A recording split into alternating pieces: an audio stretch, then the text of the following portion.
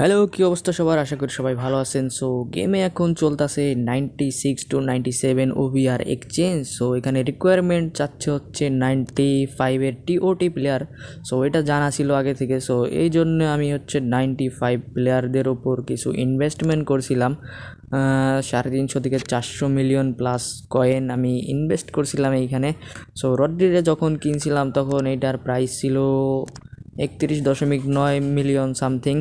So এখানে এখন যে সিনটা হয়ে গেছে সেটা হচ্ছে এইটারে যদি এখন বিক্রি করি তো আমার লাভের থেকে লস হয়ে যাচ্ছে। সো তাই চাচ্ছি এখান থেকে একটা রিস্ক নিতে।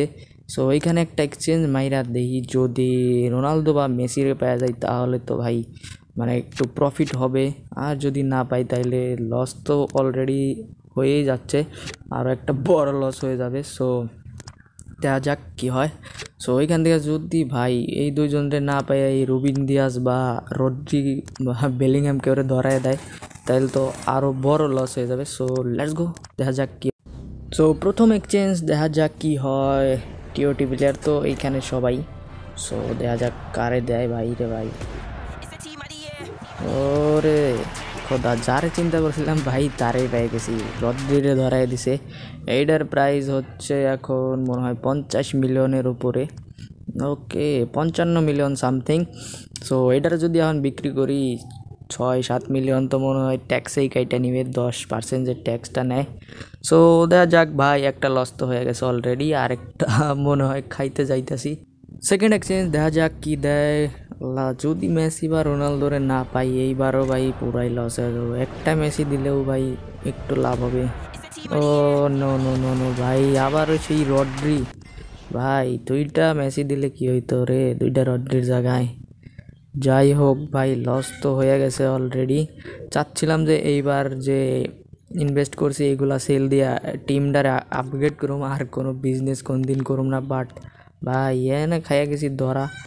সো দেখা যাক এগুলারে এখন সেল দিয়ে কত কয়েন আসে।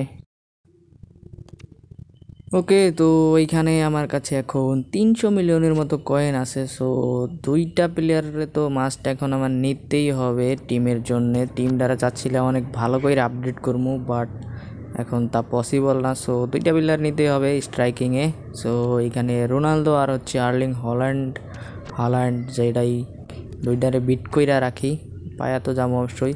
আর গুলারে এখানে ওয়াচ লিস্টে রাইখা দিয়েছিলাম নেওয়ার জন্য, বাট এখন তো কয়েনের অনেক কমতি হয়ে যাচ্ছে। সো এমবাপ্পেরে আমি যদিও পাইছিলাম আর জানতাম যে এমবাপ্পে এই এক্সচেঞ্জে আসবে, তার জন্য সেল দিয়ে দিয়েছিলাম। 150 মিলিয়ন ছিল তখন প্রাইস, আর এখন 100 মিলিয়নেরও নিচে পাওয়া যাইতাম। সো যারে নিতে চাচ্ছিলাম সেটা তো আর হচ্ছে না। সো দেখা যাক পরে যদি আর কোনো ইনভেস্ট করতে পারি কয়েন হলে অবশ্যই ভালো করে টিমটাকে আপগ্রেড করব।